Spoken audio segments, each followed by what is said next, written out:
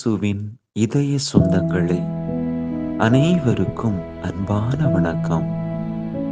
திரு இருதய வணக்க மாதத்தின் 26ஆம் நாளாகிய இன்று இயேசுவின் திரு இருதயம் எவ்வாறு நம்முடைய மனங்களை மாற்றக்கூடிய ஆற்றல் வாய்ந்தது என்பதை குறித்து சிந்தித்து பார்ப்போம்.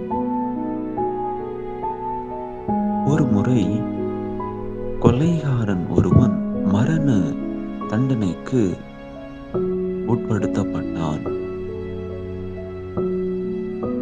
அந்த மரண தண்டனையை கேட்டு அந்த கொலைகாரன் கோபம் கொண்டு நீதிபதியை திட்டினான். அதே மூர்க்கத்தனத்தின் நிலையில் மீண்டுமாக அவன் சிறை சாலையிலே அடைக்கப்பட்டான். அந்த பகுதியிலே, அந்த சிறைச்சாலை இருந்த இடத்திலே அருட்பணியாளராக இருந்த அந்த குருவானவர் இந்த குற்றவாளியிடம் போய் அவனுக்கு இயேசுவினுடைய திரு இருதய படம் ஒன்றை காண்பித்து அவனோடு பேச ஆரம்பித்தார்.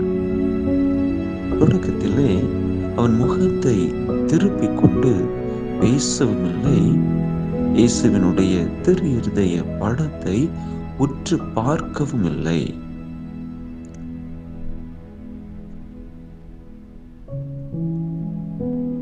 அந்த படமானது இயேசுவினுடைய திரு இருதயத்தை மனிதர்களுக்கு காண்பித்து அன்புக்கு அன்பு கேட்கிற காட்சியாக இருந்தது.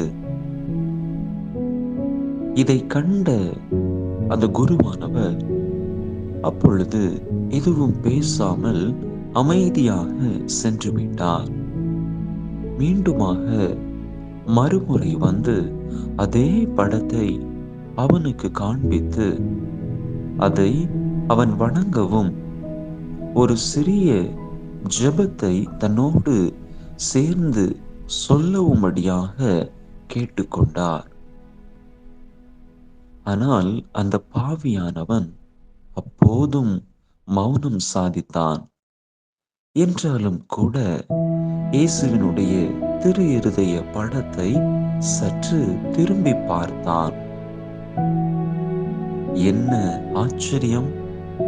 உடனே அவன் தன்னையே அறியாமல் முழந்தாள் படியிட்டு கண்ணீர் சிந்தி, ஓ என் நேச ஆண்டவரே, நீர் உம்முடைய இருதயத்தை இவ்வளவு அன்போடு எனக்கு கொடுத்திருக்கிறதை காண்கிற நான் என்னுடைய இருதயத்தை உமக்கு கொடுக்க காலம் தாமதிக்கலாமா என்று அங்கலாய்க்க ஆரம்பித்தான்.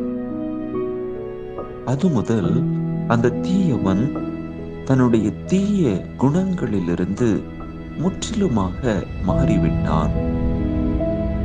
தான் குற்றவாளி என்றும் தான் தண்டனைக்கு உரியவன், சாவுக்கு உரியவன் என்றும் தன்னுடைய பாவங்களுக்கு பரிகாரம் செய்ய தயாராக இருப்பதாகவும் அவன் தீர்மானம் எடுத்துக்கொண்டான்.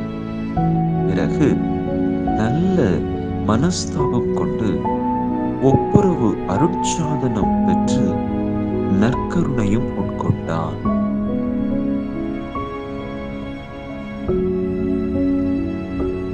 காண்பித்த துர்மாதிரிகைக்கும் நீதிபதியை அவதூறாய் பேசினதற்கும் பல முறை அவன் மன்னிப்பு கேட்டான்.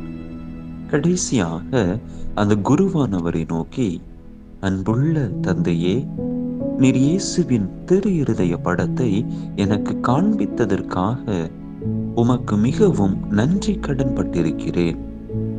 எனக்கு மீட்பு கிடைத்தது உம்மாலும் இயேசுவின் திரு இருதயத்தினாலுமே அன்றி வேறு அல்ல என்று உறுதியாக கூறினார்.